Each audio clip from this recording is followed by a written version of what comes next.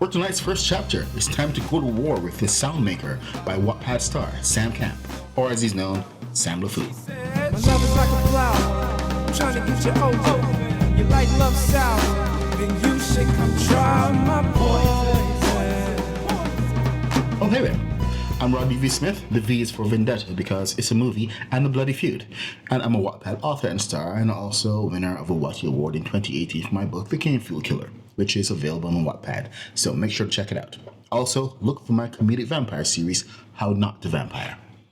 If you didn't know by now, I'm an author, which means that lots of my friends are also authors. Since I like to talk about what my friends are doing, I've decided one of the best ways to do that will be to read the first chapter of their books on video. So far, it's a win for everyone, right? Yeah, well. Anyway, like most books, you can get a lot from a synopsis, but with the first chapter, that tells you if you like a book, and more importantly, if you like the author. This is in no way a review, just me sharing and presenting the books as written. You get to be the judge of how cool the stories are. The work always speaks for itself. One warning though, this is usually my first or second time reading, especially reading aloud, so you're gonna hear all of my mistakes. Every single one of them. Fun, right? Yeah. As always, the links are in the description. Okay, ready? Let's check it out. The Soundmaker by Sam Camp. Set in the Spanish Civil War, the town of Guernica has remained relatively out of harm's way of General Franco's Nationalist faction and their push to conquer all of Spain. Alférez Sebastián Sebas Goicochea, an officer fighting on behalf of the Basque Republican Army, dreads the day when the town inevitably falls to the oncoming nationalist forces, aided by the Nazi regime. But after the mysterious disappearance of several of his squad mates and reports of disturbing sounds coming from all over the town, he realizes that the enemy does not come bearing uniforms and weapons, but crosses and priest clothing. That and the skin of his former comrades. Follow Sebas and his squad as they overcome their personal demons in order to battle new ones, to save the love of his life, and to stop the advance of the nationalist Nazi forces from destroying the only place he calls a home. Will he have the courage to save what he holds dear the most, or will his anxiety paralyze him when he stares at the face of death? Okay, let's get into it. The Bee with His Comb. Town of Guernica, Basque Country, Spain, 18 miles from the front line. Thursday, April 22nd, 1937. 2300 hours, town barracks. The wait was the worst part, and an inescapable certainty that a few miles away, under the same sky with the same stars and the same moon as you, were a group of people whose sole mission was to end your life. A group of people who eat, breathe, and sleep in the art of tyranny. The wait was the worst part. The indisputable fact that they take one step forward every day behind an impenetrable fog of war, and that your only defense is to wait. The wait was the worst part. That cold feeling of despair that seizes your mind and soul as you see wave after wave of refugees enter the gates of the city with tales of pain and suffering, hauling the remains of their loved ones behind as a reminder. A reminder that they have lost everything. A reminder that we were next. When would they reach our gates to take away our lives? When would they storm our city to harvest our souls? It was not a matter of if anymore. I could hear the bombs every night, like a single finger tapping the skin of a drum, syncopated, without a pattern, faint, but not faint enough for us to ignore. It was bothering me like an itch that I couldn't scratch. While my fellow countrymen slept to the background music of pain and misery, I couldn't. That single drum echoing into the night robbed me of any peace I could find. Every time something good came our way, like a piece of good news from the battlefield or a major victory, that drum always reminded me that my happiness was fleeting. Waiting for death to come was the worst part. I was just a kid.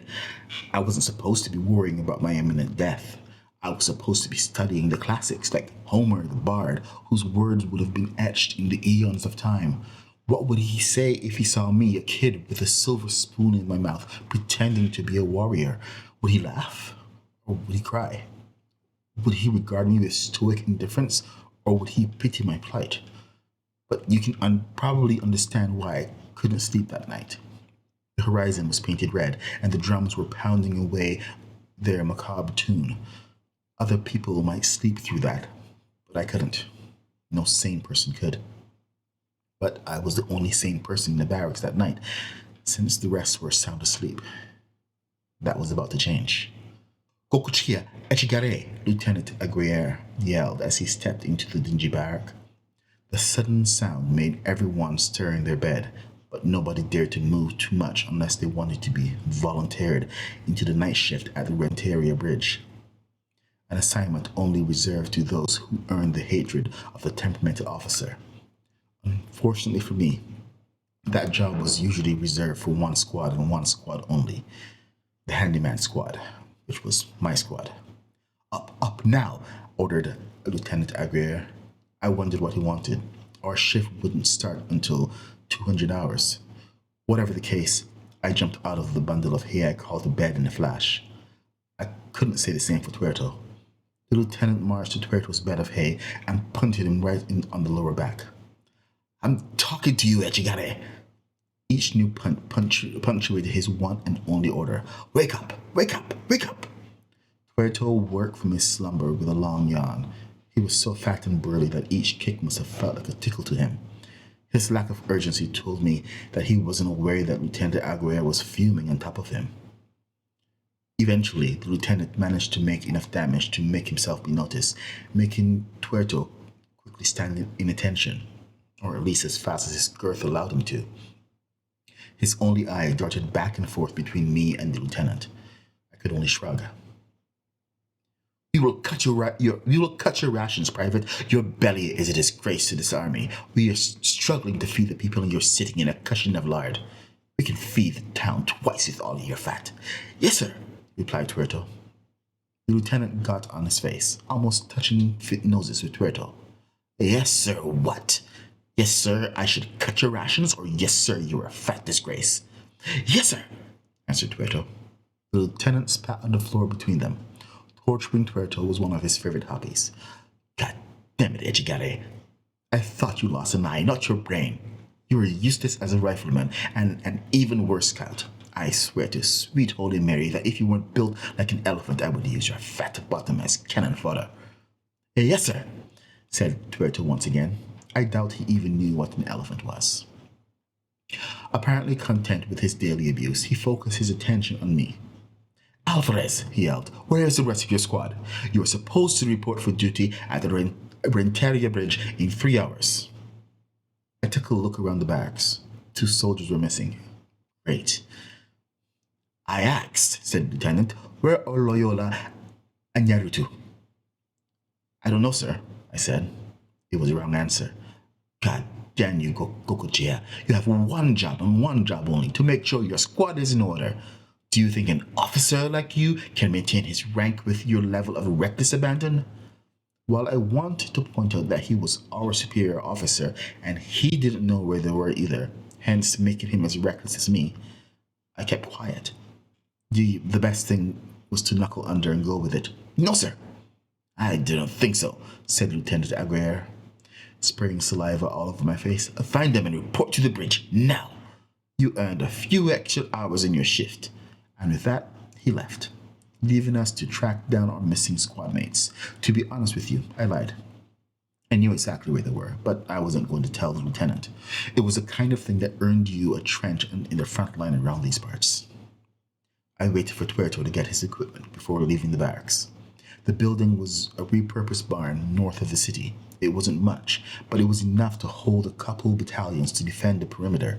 The rest of our forces camped right outside to the east, near the battlefield.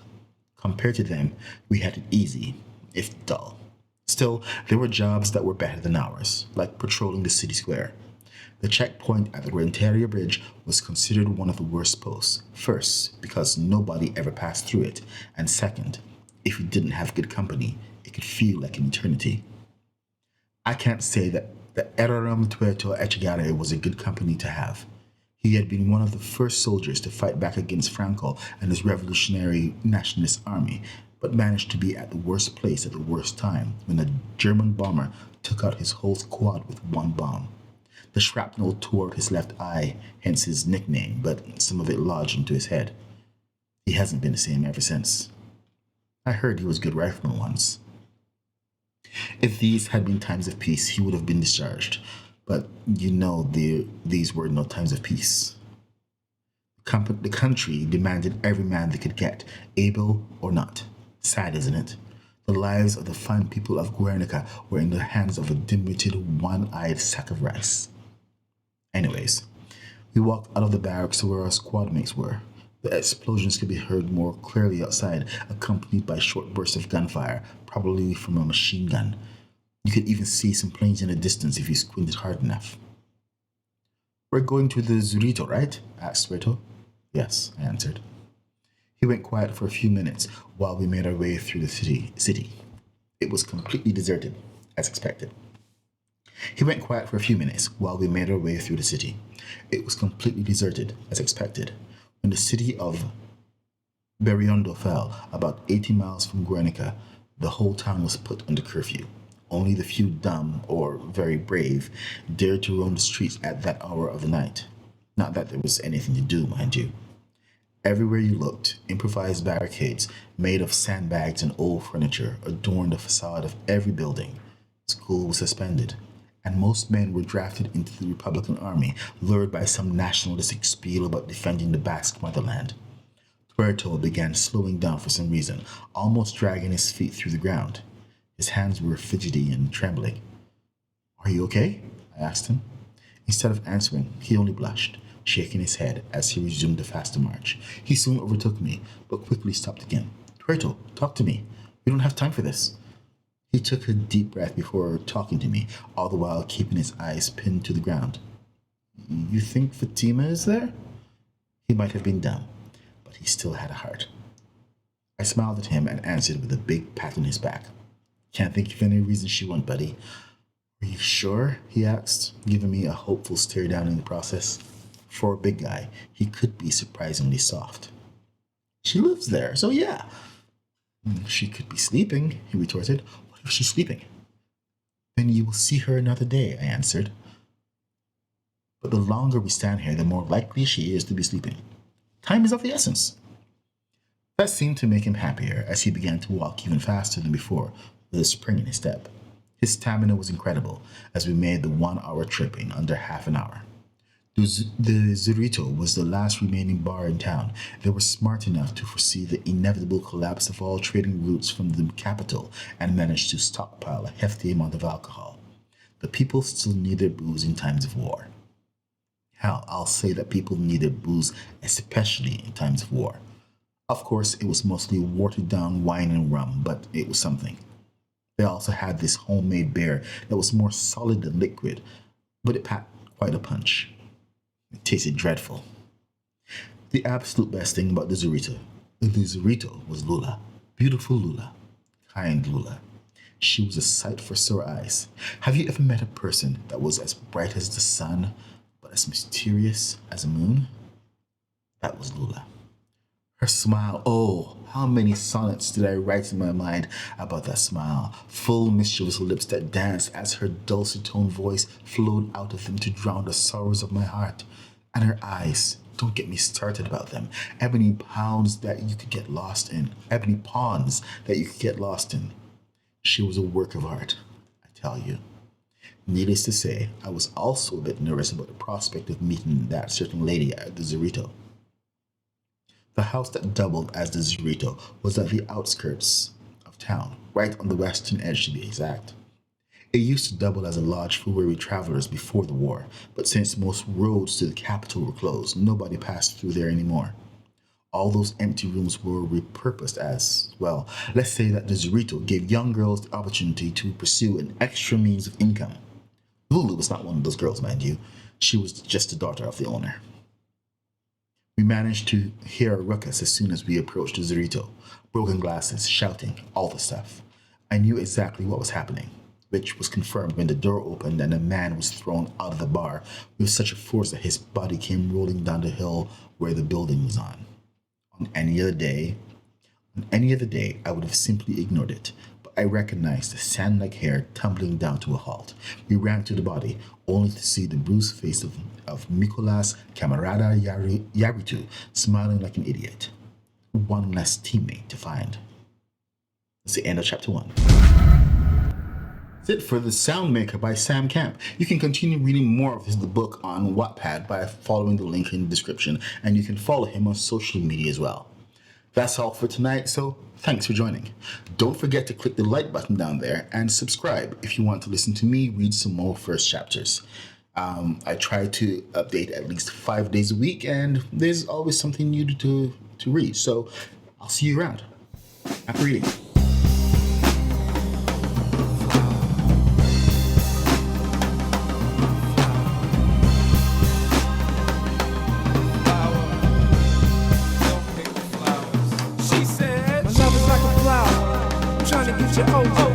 Your light love sound.